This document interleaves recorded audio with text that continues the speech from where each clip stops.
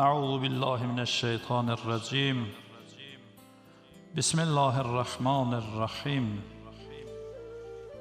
الحمد لله رب العالمين بارئ الخلائق أجمعين والصلاة والسلام على أشرف الأنبياء وخاتم النبيين والمرسلين وعلى أهل بيته الطيبين الطاهرين المعصومين رب اشرح لي صدري ويسر لي أمري واحلل عقدة من lisani yefqahu qawli. Bugünkü söhbətimiz ixlas barəsində olacaqdır. İbadətlər üçün şəraitlər təyin olunubdur ki, onlardan ən mühüm olanı niyyətdə ixlasın olmasıdır. Əməldə ixlasın əhəmiyyəti o qədərdir ki, İxlassız əməl nəinki insanı Allaha yaxın etmir, bəlkə rububi qurb vüsatından da uzaq olmağa səbəb olur.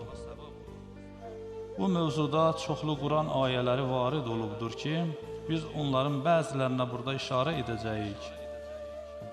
Zümər surəsinin 11-ci ayəsində Mütəal Allah buyurur: "Qul inni umirtu an a'budallaha muxlisan lahu'd-din."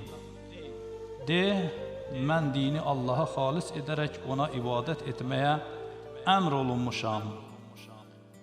Ərəf surəsinin 29-cu ayəsində buyurur: "Vəd'uhu muxlisinə lehu'd-din." Dini ona xalis edərək təkcə onu çağırın. Zümər surəsinin 14-cü ayəsində belə buyurur: "Qulillahi a'budu muxlisan lehu'd-dini." De, dinimi Allaha xalis edərək ona ibadət edirəm.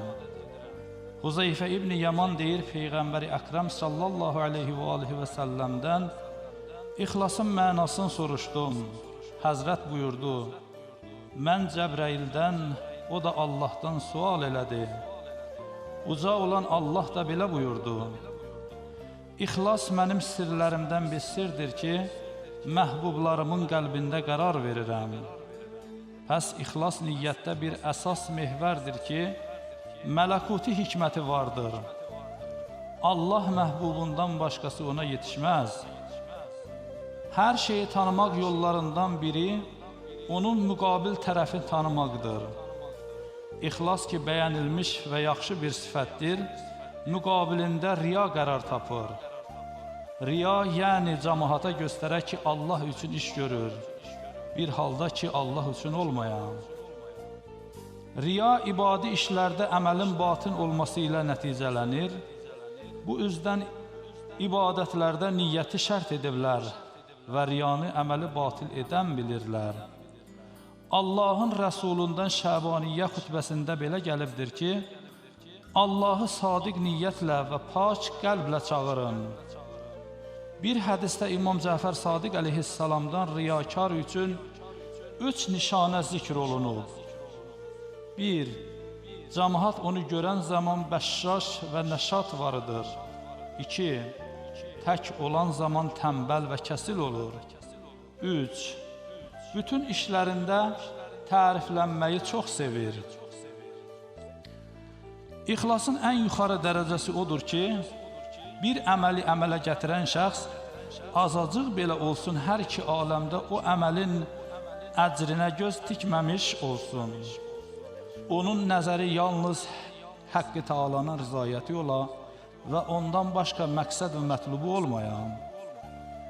İxlasın bu dərəcəsi siddiqinin ixlasıdır.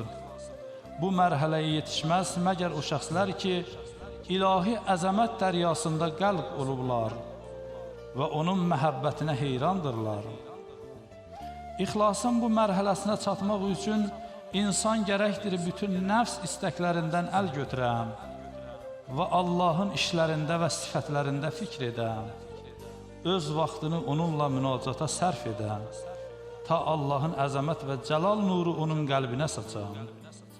Əziz İslam Peyğəmbərindən nəql olunub: "İnnə likulli haqqin haqiqə və mə bələğə abdun haqiqətəl ixlas hatta la yuhibbu an yuhmədə alə şeyin min əməlih." Həqiqətən hər bir haqq üçün həqiqət vardır və insan ixlasın həqiqətinə çatmaz, məgər öz etdikləri iş üçün cəmaatın onu tərif etməsini istəməyəm.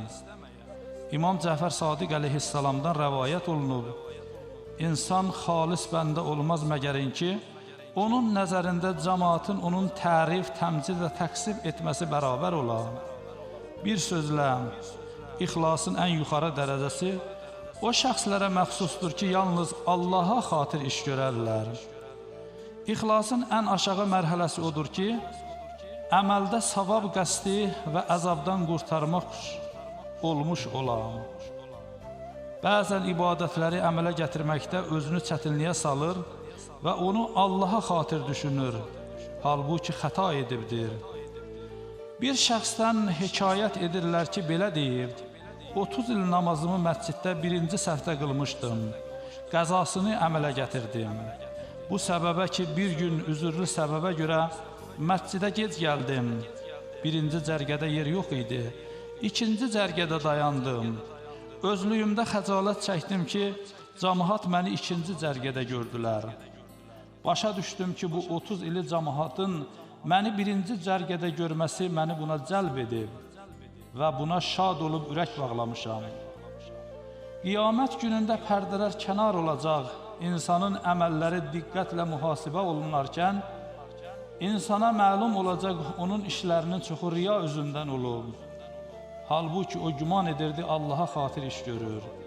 Necə ki, Mütəal Allah Qur'anda belə buyurur, وَبَدَى لَهُمْ سَيِّئَاتُ مَا عَمِلُوا və etdikləri əməlin pislikləri onlara aşkar oldu. Çoxlu rəvayətlərdən istifadə olunur ki, ixlas müqərrəblərin məqamlarından uca bir məqamdır. Hər kəs bu məqama yetişməyə tövfiq tapsa, böyük bir dərəcəyə nail olur. Əziz İslam Peyğəmbəri belə buyurur, bil-ixlas tətəfəzəl məratibül müminin, möminlərin məqamı ixlas vasitəsi ilə bir-birlərindən üstün olurlar. Başqa bir hədisdə belə buyurmuşdur, əxlis qəlbəkə yəkfikəl qəlilu minəl əməl, qəlbini xalis et, əməlin azı belə sənə kifayət edər. Mütəal Allah bu barədə belə buyurur, وَمَا أُمِرُوا إِلَّا لِيَعْبُدُوا اللَّهَ مُخْلِصِينَ لَهُ الدِّينَ Bəndələr Allah əmrlərinə məmur olmadılar, məgər ki, Allahın dinini onun üçün xalis edib, ona ibadət edələr. Müxlis adam axirət əcrlərindən əlavə, dünyada da cəmaat yanında möhtərəmdir. Amma riyakar adamlar uxrəvi zərər və ziyanlardan və ilahi savablardan məhrum olmaqla yanaşı, dünyada da öz məqsədlərinə çatmayacaqlar. Riya etdikləri insanın yanında da heç məqam və mənzələt əldə etməyəcəklər. Bəlkə bu ayənin mistaqı olacaqlar. Xəsirəd dünya vəl-axirə, zəlikə huvəl xusranul mubin. Həm dünyada, həm axirətdə ziyankar olar, bu açıq aşkar ziyandır. Liqaullah, yəni Allaha qovuşmaq məqsədin nəhayət və sonudur ki, İxlasa bağlıdır. Necə ki, Mütəal Allah özü buyurub, فَمَنْ كَانَ يَرْجُ لِقَاءَ رَبِّهِ فَلْيَعْمَلْ عَمَلًا صَالِحًا وَلَا يُشْرِكْ بِعِبَادَةِ رَبِّهِ أَحَدًا Kim Rəbbi ilə qovuşacağına ümid bəsləyirsə, gərək salih əməl etsin və Rəbbinə etdiyi ibadətdə heç kəsi şərik qərar verməsin. Bir hədisdə İslamın əziz Peyğəmbəri sallallahu aleyhi və alihi və səlləm belə buyurur, hər kəs 40 gün əməllərini Allaha xatir ixlasla yerinə yetirərsə, hikmət çeşmələri onun qəlbindən dilinə cari olar. İnsanda ixlas dərəcəsi olmayana qədər iblisin şərrindən rahatlıq tapmayacaq.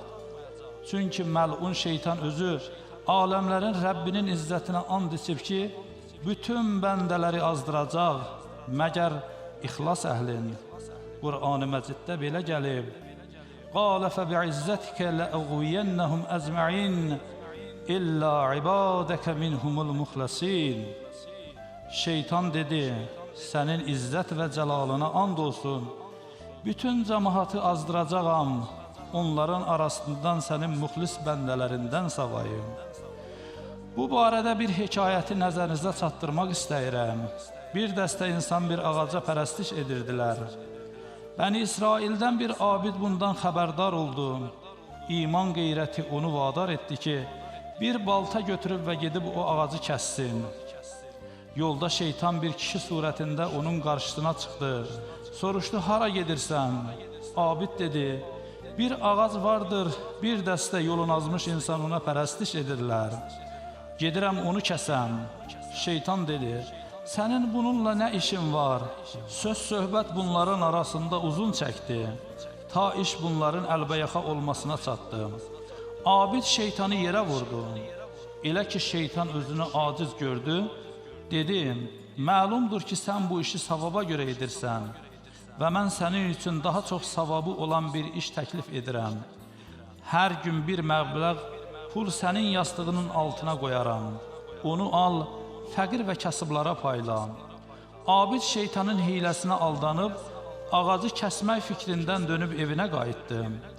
Hər gün deyilən məbləği yastığının altında görüb və onu götürüb kasıblara payladı.